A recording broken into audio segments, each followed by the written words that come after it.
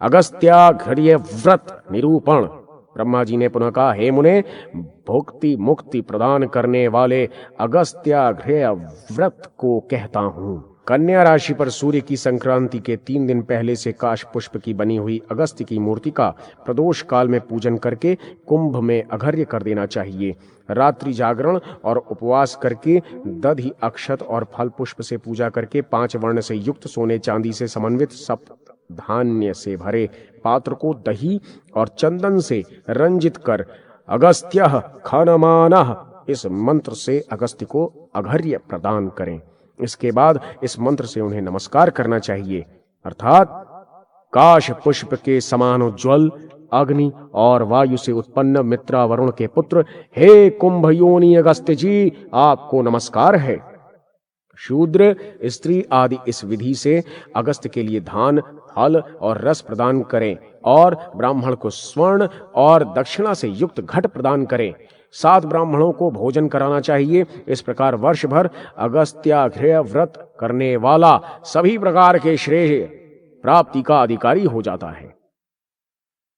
रंभा तृतीया व्रत। ब्रह्मा जी ने कहा, अब मैं सौभाग्य, लक्ष्मी तथा पुत्रादि से संपन्न करने वाले रंभा तृतीया व्रत को कहूंगा।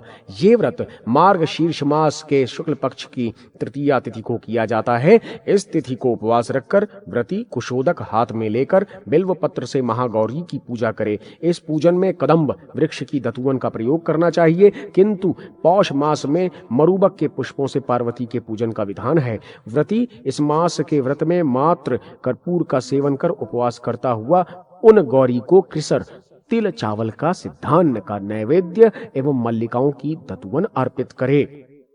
माघ मास में व्रत के दिन घृतपान कर उपवास करते हुए व्रती को कल्हार पुष्प श्वेत कमल से सुभद्रा देवी की पूजा करके उन्हें मंड का नैवेद्य समर्पित करना चाहिए। फाल्गुन मास में गोमती की पूजा का विधान है। कुंद पुष्प से उनकी पूजा करके उसी की नाल को दतुवन रूप में उन्हें निवेदित करें और स्वयं जीवा जीवंती का भक्षण कर शशकुली पूड़ी का नैवेद्य लगाएं। चैत्र मास में भगवती विशालाक्षी को दमनक पुष्प, तगर काष्ठ की दतुवन और कृसरान्न का नैवेद्य अर्पित करके स्वयं दही का प्राशन करें। वैशाख मास में श्रीमुखी देवी की पूजा कर्णिकार, कनैल के पुष्प, वटवृक्ष की दतुवन से करनी चाहिए और व्रती को अशोक कलिका का प्राशन करना चाहिए। ज्येष्ठ मास में नारायणी देवी का पूजन शतपर्णी, छेतवन के पुष्प एवं दतुवन से होता है। इस पूजा में देवी को खांड का नैवेद्य प्रदान कर स्वयं उपासक लौंग का भक्षण करे। आषाढ़ मास में माधवी की पूजा करनी चाहिए। इस मास में व्रती तिल का प्राशन करे और भगवती माधवी की बिल्व पत्र से पूजा कर खीर और वटक, घृत पक्व, मधुर पिष्टक का नैवेद्य अर्पित करे। इस पूजन में देवी के लिए गूलर की दतुवन प्रदान करनी चाहिए। श्रावण मास में क्षीरान्न तथा मल्लिका की दतुवन देकर तगर के फूल से श्री देवी की पूजा करनी चाहिए।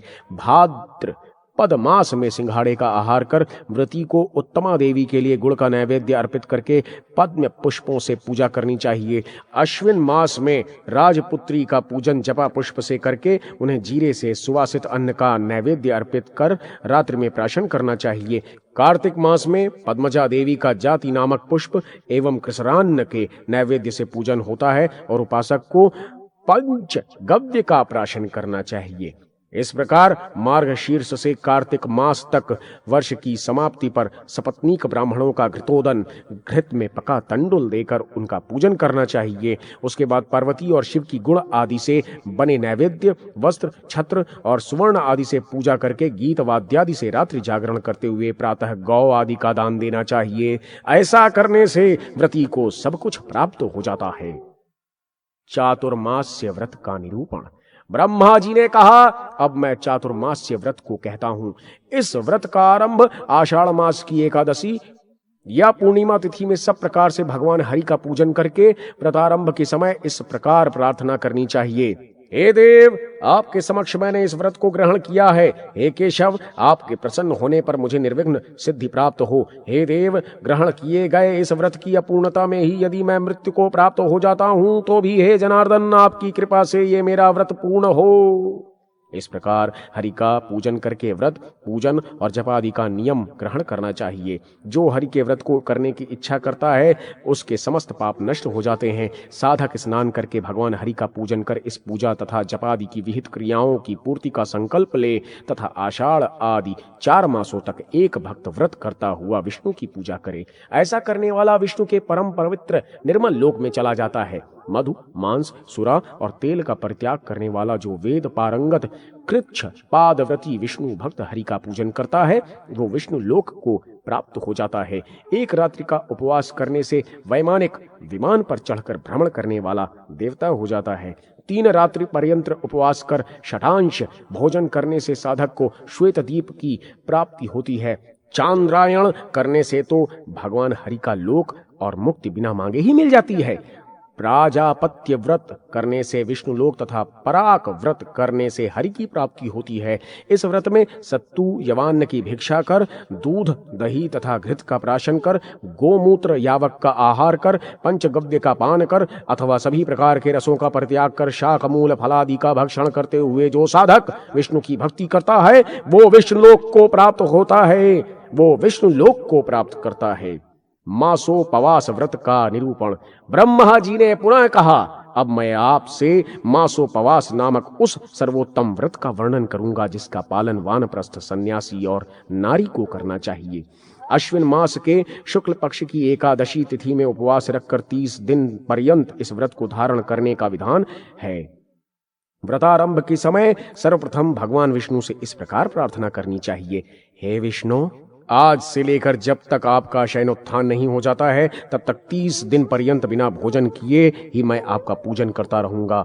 हे विष्णु, यदि मैं अश्विन और कार्तिक मास के शुक्ल पक्ष में द्वादशी से लेकर दूसरी द्वादशी तिथि के मध्य पर मर जाता हूं तो मेरा ये व्रत भंग ना हो। इस प्रकार प्रार्थना करने के पश्चात प्रातः, मध्याह्न तथा संध्या काल में स्नान करके उपासक गंधादि से भगवान हरि का देवालय में पूजन करे, किंतु व्रती को शरीर में उपटन तथा सुगंधित गंध लेप आदि नहीं करना चाहिए।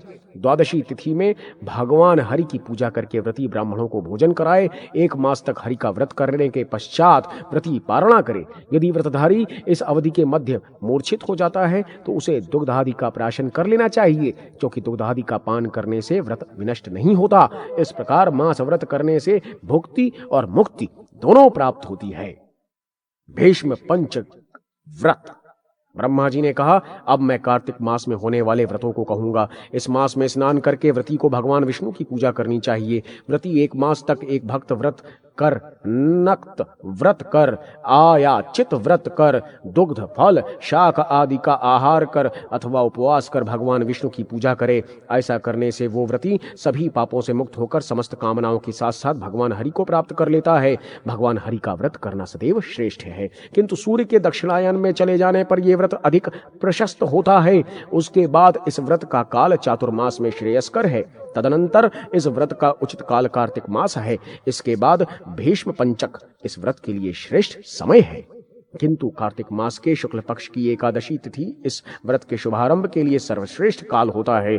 अतः इसी तिथि से इस व्रत का शुभारंभ करना चाहिए। उपासक इस दिन प्रातः, मध्याह्न एवं सायंकालीन इन तीनों संध्याओं में स्नान कर यवादि पदार्थों से पितृगण आदि की नैतिक पूजा करने के पश्चात भगवान हरि का पूजन करे। वो मौन होकर घृत, मधु, शर्करा आदि तथा पंचगव्य एवं जल से हरि की मूर्ति को स्नान कराए और कर्पूरादि सुगंधित द्रव्य से श्री हरि के शरीर का अनुलेपन करे।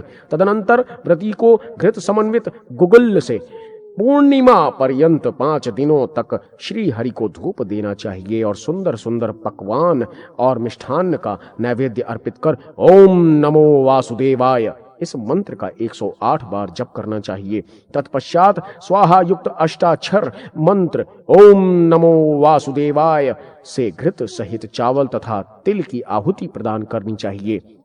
व्रती पहले दिन कमल पुष्प से भगवान हरि के दोनों चरणों का पूजन करे। दूसरे दिन बिल्व पत्र से उसके जानु अर्थात जंघा प्रदेश की पूजा कर तीसरे दिन गंध से नाभि देश की पूजा करे, चौथे दिन बिल्व पत्र तथा जवा पुष्प से उनके स्कंध भाग का पूजन करके पांचवें दिन मालती के पुष्पों से उनके शिरोभाग का पूजन करना चाहिए। व्रती भूमि पर ही शयन करे और उक्त 5 दिनों तक क्रमशः पहले दिन गोमय, दूसरे दिन गोमूत्र, तीसरे दिन दही, चौथे दिन दुग्ध और पांचवें दिन घृत, इन चारों पदार्थों से निर्मित पंचगव्य का प्राशन रात्रि में करे। ऐसा व्रत करने वाला व्रती भोग और मोक्ष दोनों का अधिकारी हो जाता है। कृष्ण एवं शुक्ल दोनों पक्षों की एकादशी का व्रत हमेशा करना चाहिए। ये व्रत उस समस्त पाप समूह का विनाश करता है जो प्राणी को नरक देने वाला है। ये व्रती को सभी अभीष्ट फल प्रदान करता है और अंत समय में उसे विष्णु लोक भी देता है। पहले दिन शुद्ध एकादशी, दूसरे दिन शुद्ध द्वादशी तथा द्वादशी की निशा यानी रात्रि के अंत में अर्थात तीसरे दिन त्रयोदशी हो तो ऐसी एकादशी तिथि में सदा श्री हरि का सन्निधान रहता है। यदि दशमी और एकादशी तिथि एक ही दिन होती है तो इसमें असुरों का निवास रहता है, अतः ये एकादशी व्रत के लिए उपयुक्त नहीं मानी जाती। एकादशी को उपवास कर द्वादशी में पारणा करनी चाहिए। सूतक वंश में किसी की उत्पत्ति और मृतक वंश में किसी के मरण की स्थिति से होने वाले अशौच काल में भी ये व्रत करना चाहिए। हे मुने, यदि चतुर्दशी और प्रतिपदा तिथि पूर्व तिथि से विद्ध है तो इन तिथियों में भी उपवास करना चाहिए। प्रतिपदा से मिश्रित पौर्णमासी और अमावस्या तिथि, तृतीया से मिश्रित द्वितीया तिथि, चतुर्थी से संगत तृतीया तिथि, तृतीया से युक्त चतुर्थी तिथि को उपवास करें। षष्ठी से असंयुक्त पंचमी तिथि और षष्ठी से युक्त सप्तमी तिथि को उपवास किया जाना चाहिए। शिवरात्रि व्रत कथा तथा व्रत विधान। ब्रह्मा जी ने कहा, अब मैं शिवरात्रि व्रत और उस कथा का वर्णन करूंगा जो व्रत करने वालों की समस्त अभीष्ट कामनाओं को पूर्ण करने में समर्थ है। जैसे पूर्व काल में पार्वती ने भगवान महेश्वर शिव से इस परम श्रेष्ठ व्रत को सुनने की इच्छा की थी और सुना था, वैसे ही आप भी सुने। भगवान महेश्वर ने कहा, हे गौरी, माघ और फाल्गुन मास के मध्य में जो कृष्ण चतुर्दशी होती है, उस चतुर्दशी तिथि में उपवास तथा जागरण करने से और भगवान रुद्र की पूजा करने से पूजित रुद्र भुक्ति और मुक्ति दोनों प्रदान करते हैं। जिस प्रकार द्वादशी तिथि को विष्णु की पूजा होती है, उसी प्रकार कामना से युक्त होकर इस चतुर्दशी तिथि में महादेव हर की पूजा करनी चाहिए। उपवास सहित विधि विधान से पूजित शिव विष्णु के समान भक्तों को नरक भोग से बचाते हैं। शिवरात्रि व्रत की कथा इस प्रकार है। बहुत पहले अर्बुद देश में एक सुंदर सेन नामक पापात्मा निषाद राजा रहता था। वो एक बार अपने कुत्तों को साथ लेकर आखेट करने के लिए वन में गया, किंतु दैववशात उस पर्वतीय वन प्रांत में उसको कोई भी मृगादि जीव आखेट रूप में प्राप्त नहीं हो सका। भूख प्यास से पीड़ित वो रात्रि में जलाशय और तड़ागों के तट पर अवस्थित वृक्ष लताओं के झुरमटों में भटकता हुआ जागता ही रह गया।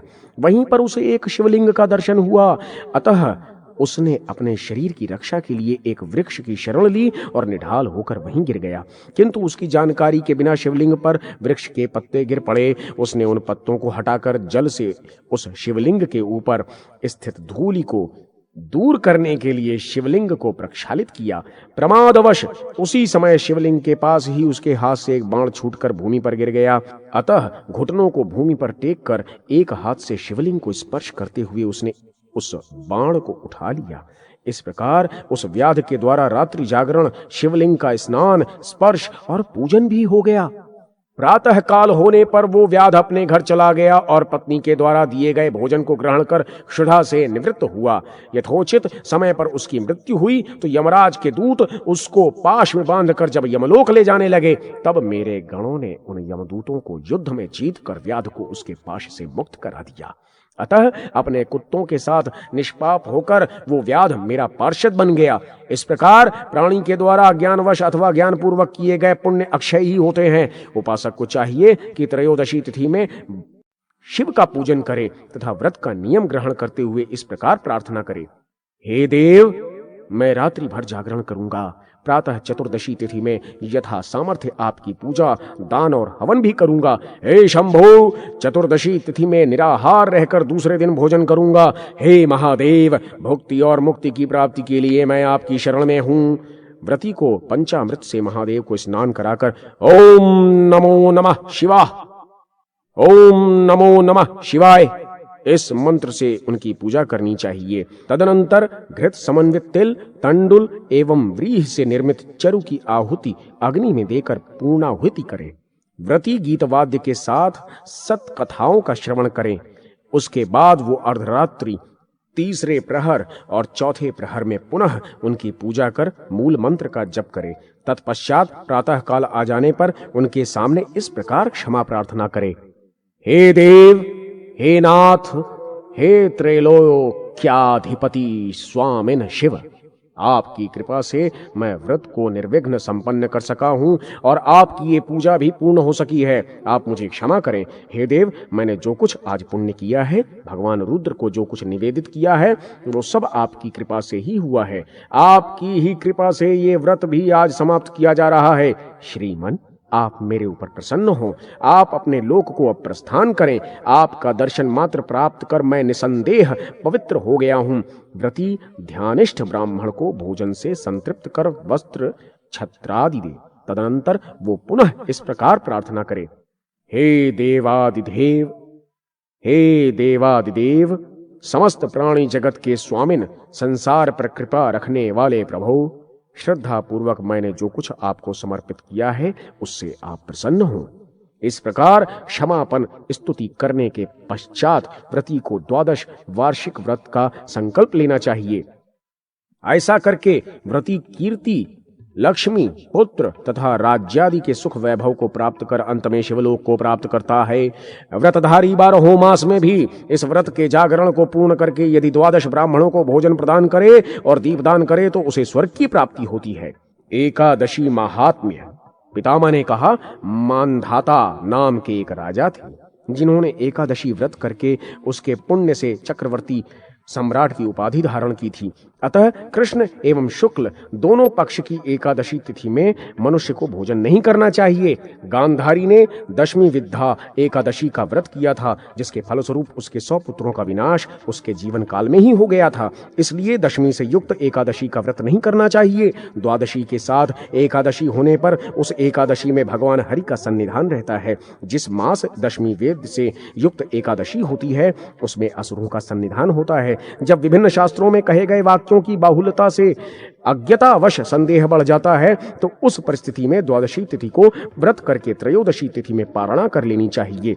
यदि एकादशी एक कला मात्र भी काल गणना में रहती है तो द्वादशी युक्त एकादशी तिथि को यह व्रत उपास्य है। यदि एकादशी, द्वादशी और विशेष रूप से त्रयोदशी तिथि भी एक ही दिन आ जाती है तो इन 3 तिथियों से मिश्रित वो तिथि व्रत करने योग्य होती है, क्योंकि वो तिथि मांगलिक एवं सभी पापों का विनाश करने में समर्थ होती है।